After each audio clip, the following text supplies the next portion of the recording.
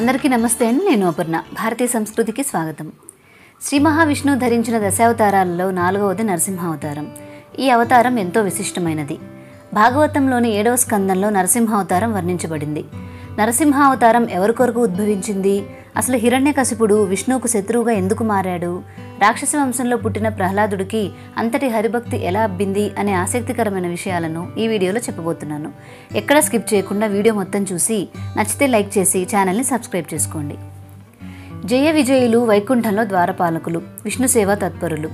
ఒకసారి బ్రహ్మమానస పుత్రులైన సనక సనందనాది మునులు నారాయణుని దర్శనం కోసం వైకుంఠానికి రాగా అది సరైన సమయం కాదని వారిని చిన్నపిల్లలుగా భావించి ద్వారపాలకులు వారిని అడ్డగించారు. అందుకు మునులు కోపించి, మీరు విష్ణులోకానికి దూరమై భూలోకంలో జన్మిస్తారు అని శపించారు. అప్పుడు వారు శ్రీ మహావిష్ణువును శరణు వేడగా మహర్షుల శాపానికి తిరుగులేదు, కానీ మీరు నా భక్తులైనందువల్ల మీకు కొంత శాప విమోచనం కలిగిస్తాను. మీరు నా భక్తులుగా 7 జన్మలు కానీ విరోధులుగా 3 జన్మలు కానీ భూలోకంలో జన్మించిన తర్వాత మళ్ళీ వైకుంఠానికి వస్తారు అని చెప్పాడు. అప్పుడు వారు మీకు దూరంగా 7 జన్మలు ఉండలేమని విరోధులుగా 3 జన్మలు ఎత్తుతామని చెప్పారు. ఆ జయ విజయులే కృతయుగంలో హిరణ్యాక్ష హిరణ్యకశిపులుగా, త్రేతాయుగంలో రావణ కుంభకర్ణులుగా, ద్వాపర యుగంలో శిశుపాల దంతవక్త్రులుగా జన్మించారు. ప్రతి జన్మలోనూ విష్ణు అవతారం వల్ల మరణించి శాప విముక్తి పొందారు. జయ విజయుల గురించి, సనక సనందనాదుల గురించి పూర్తి వివరాలు తెలుసుకోవాలనుకుంటే మన ఛానల్లో ఉన్న ఈ వీడియో చూడండి. లింక్ డిస్క్రిప్షన్లో ఇస్తాను. సప్త ఋషులలో ఒకరైన కశ్యప ప్రజాపతి భార్య అయిన దితి గర్భంలో హిరణ్యకశిపుడు, హిరణ్యాక్షుడు అనే 2 మహావీరులు జన్మించారు. వీరిద్దరిలో చిన్నవాడైన హిరణ్యాక్షుడు ఎంతో పరాక్రమవంతుడు. ఆ రాక్షసుడు ఒకసారి భూమిని చుట్టుకొని పట్టుకుపోతుంటే విష్ణువు వరాహ రూపంలో వచ్చి సంహరించాడు. సోదరుడైన హిరణ్యకశిపుడు చేసేదేమీ లేక తన సోదరుడి మరణానికి చింతిస్తూ తల్లిదండ్రులను ఓదారుస్తూ కాలం గడిపేవాడు. కొన్నాళ్ల తర్వాత హిరణ్యకశిపుడు తన రాజ్యపాలనను మంత్రులకు అప్పగించి మందరగిరికి వెళ్తాడు. అక్కడ ఘోరమైన తపస్సు చేయడం మొదలు పెడతాడు. ఇలా ఇతని తపస్సు ఉగ్రతకు యావత్ లోకాలు కంపించాయి. అతని శరీరంలో కేవలం ఎముకల గూడు మాత్రమే మిగిలింది. హిరణ్యకశిపుని తపస్సును మెచ్చుకొని బ్రహ్మ అతని ముందు ప్రత్యక్షమయ్యాడు. తన స్వర్ణ కమండల జల ప్రోక్షణతో అతని శరీరాన్ని నవయవనంగా వజ్రసదృశంగా మార్చేసి వరం కోరుకోమని చెప్తాడు.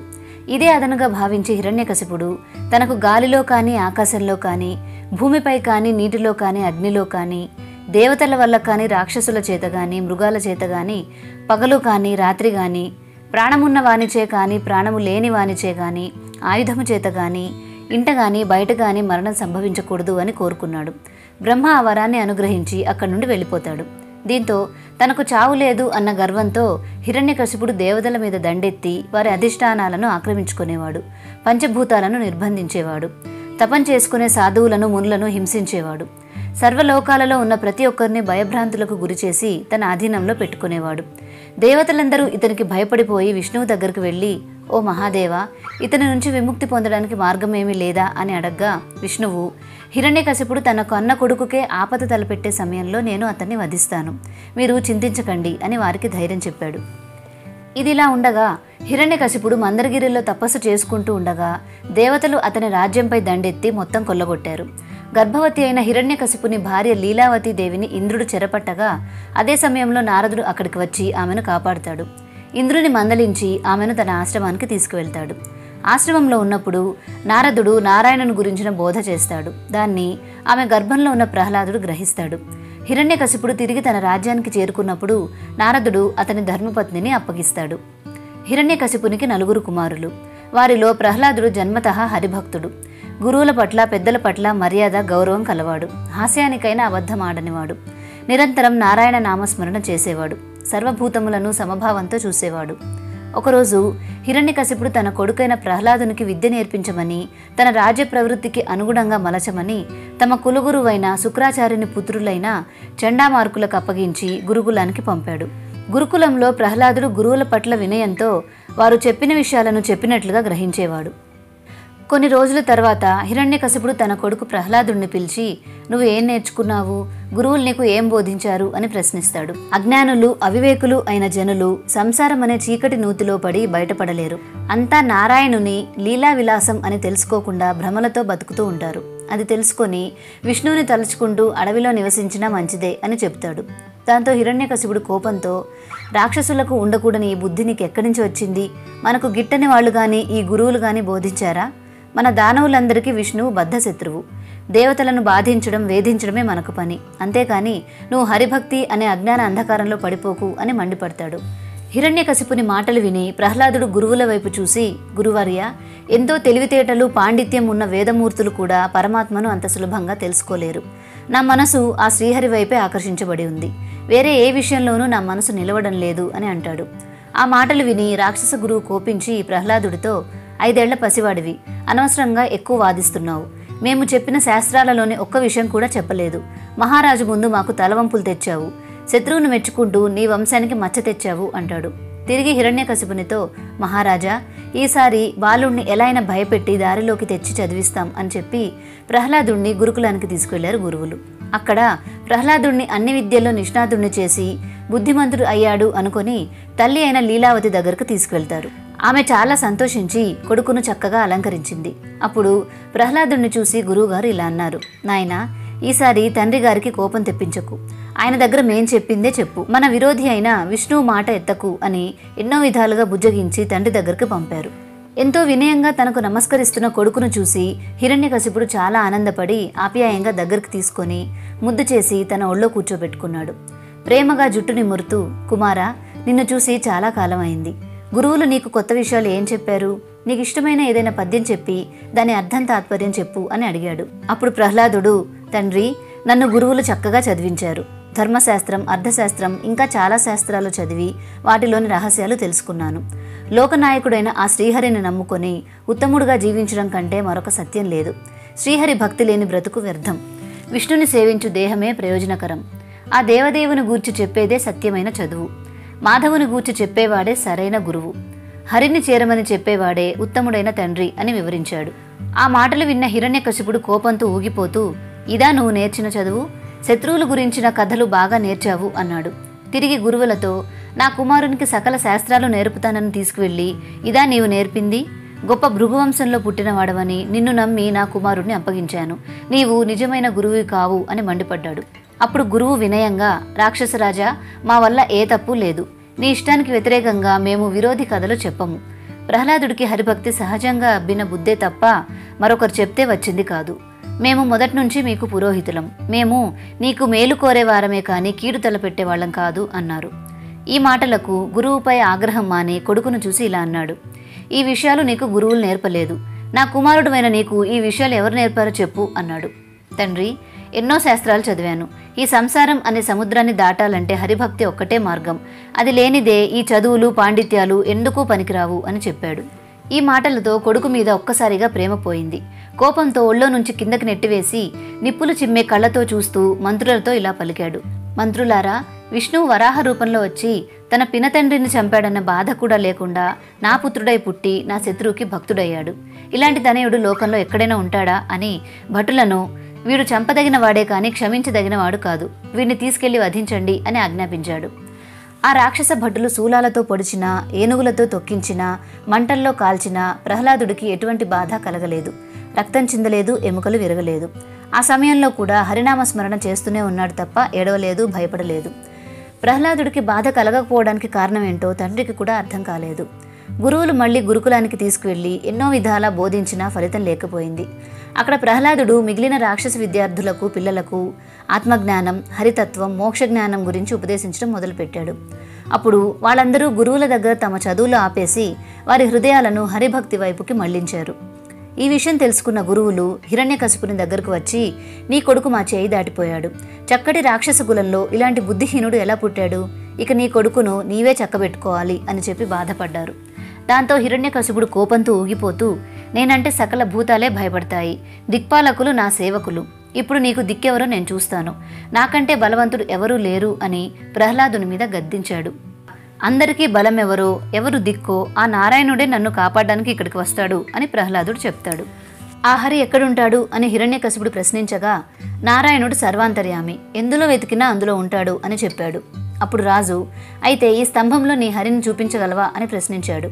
అప్పుడు ప్రహ్లాదుడు, బ్రహ్మ నుంచి గడ్డిపోచ వరకు అన్నింటిలోనూ సర్వాంతర్యామిలా ఉండేవాడు. ఈ స్తంభంలో మాత్రం ఎందుకుండడు? ఇందులో ఏ సందేహం లేదు. ఈ స్తంభంలో కూడా కొలువై ఉన్నాడు. నేను పిలిస్తే ప్రత్యక్ష స్వరూపంలో ఇక్కడికి చేరుకుంటాడు అని చెప్తాడు. హిరణ్యకశిపుడు, ఈ స్తంభంలో విష్ణువును చూపకుంటే నీ ప్రాణాలు తీస్తాను, అప్పుడు ఏ హరి వచ్చి నిన్ను అడ్డుకుంటాడో చూస్తాను అని తన హస్తంతో ఆ స్తంభాన్ని కొట్టేసరికి ఆ స్తంభం ఫెళఫెళమని శబ్దం చేసింది. బ్రహ్మాండం బద్దలైపోయే శబ్దంతో ఆ స్తంభంలో నుంచి విష్ణువు దేదీప్యమానమైన దివ్య తేజస్సుతో నరసింహ అవతారంలో ఆవిర్భవించాడు. ఆ స్వామి పాదాలు కదులుతూ ఉంటే ఆ భారానికి భూమిని మోసే అష్టదిగ్గజాలు, ఆదిశేషుడు, కులపర్వతాలు అణిగిపోతున్నాయి. ఆ స్వామికి ఉన్న వంకర తిరిగి ఉన్న గోళ్లు వజ్రాయుధాల్లాగా ప్రకాశిస్తున్నాయి. అగ్నిజ్వాలల్లాగా ఆ స్వామి నాలుక ఎర్రగా భయంకరంగా ఉంది. స్వామి చేతులు శంఖ, చక్ర, గద, ఖడ్గం వంటి వివిధ ఆయుధాలతో నిండి ఉన్నాయి. కాంతులీనే కడియాలు, మనోహరమైన హారాలు, భుజకీర్తులు, కంకణాలు వంటి వివిధ ఆభరణాలతో స్వామి ధగధగ మెరిసిపోతున్నాడు. ఆ నాసికా రంధ్రాలలో నుంచి వచ్చే వేడివేడి నిట్టూర్పులకు తట్టుకోలేక సప్తసాగరాలు అల్లకల్లోలమైపోయాయి. స్వామి కళ్ళు అగ్నిజ్వాలల్లాగా ప్రకాశించాయి. ఆయన క్రోధం ధాటికి సమస్త లోకాలు కదిలిపోయాయి. అద్భుతమైన ఆ దృశ్యం చూసి హిరణ్యకశిపుడు నిశ్చేష్టుడై ఇలా అనుకున్నాడు.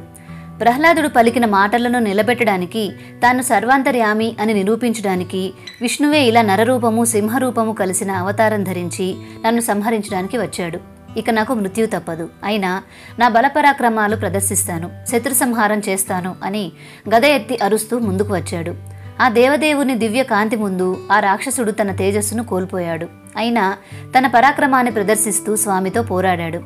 రాక్షసుని అహంకారాన్ని సహించలేక స్వామి ఆగ్రహించగా ఆయన ఉచ్ఛ్వాస నిశ్వాసాలతో పుట్టిన అగ్నిజ్వాలలతో భూమి ఆకాశాలు నిండిపోయాయి. ఒక్కసారిగా దిక్కులు పిక్కటిల్లేటట్టుగా గర్జించి హూంకరించాడు. కనుబొమ్మలు ముడిచి నాలుకను వికృతంగా ఆడించి ఆ రాక్షసుణ్ణి ఒడిసి పట్టుకుని బలవంతంగా తన తొడలపై అడ్డంగా పడవేసుకున్నాడు. పదునైన గోళ్లతో రాక్షసుడి రొమ్ము చీల్చి భూమి మీద నెత్తురు కురిపించాడు. రక్తనాళాలు తుంచివేశాడు. వక్షస్థలాన్ని పగలగొట్టి కండరాలను ముక్కలు ముక్కలుగా ఖండించాడు. నెత్తుటితో నిండిన పేగులు లాగి కంఠంలో మాలలుగా వేసుకున్నాడు. ఈ విధంగా శ్రీహరి భీకరంగా మనిషి జంతువు కాని నారసింహుని రూపంలో, పగలు రాత్రి కాని సంధ్యాకాలంలో, ప్రాణం ఉన్నవి లేనివి అని చెప్పలేని గోళ్లతో, ఇంటా బయటా కాక గుమ్మంలో, భూమిపైన ఆకాశంలో కాక తన తొడపైన హిరణ్యకశిపుని అతి భయానకంగా సంహరించాడు. ప్రహ్లాదుని మాటను యథార్థం చేసి బ్రహ్మవరాన్ని గౌరవించి తన అవతార తత్వాన్ని చాటాడు మహావిష్ణువు. ఉగ్రరూపంలో ఆయన అగ్నిలాగా ప్రకాశిస్తున్నాడు. స్వామి ముఖం, నాలుక భీకరంగా ఉన్నాయి. రక్తంతో నిండిన గోళ్లు సంధ్యాకాలపు ఎర్రదనాన్ని సంతరించుకున్నాయి. జూలు నుంచి రక్తం కారుతుంది. ఆయన నిట్టూర్పులు పెనుగాలుల్లా ఉన్నాయి. ఆయన రూపం చూసి కోపం పట్టలేక రాక్షసులు ఆయుధాలతో స్వామిపైకి దండెత్తి వచ్చారు. నరసింహస్వామి వచ్చిన వారిని వచ్చినట్టే గదా, చక్రం వంటి ఆయుధాలతో వేల మంది రాక్షసులను ఒక్కడిని వదలకుండా వధించాడు. ఆ విధంగా రాక్షస సంహారం పూర్తి చేశాడు. దేవతలు ఆయనపై పూల వర్షాన్ని కురిపించారు. శంకరుడు, బ్రహ్మాది దేవతలు శ్రీ నారసింహుని స్తుతించారు. అయినా ఆ ఉగ్ర నరసింహస్వామికి ఆగ్రహం తగ్గలేదు. ఆ చూపులు ఇంకా భయం కలిగిస్తున్నాయి.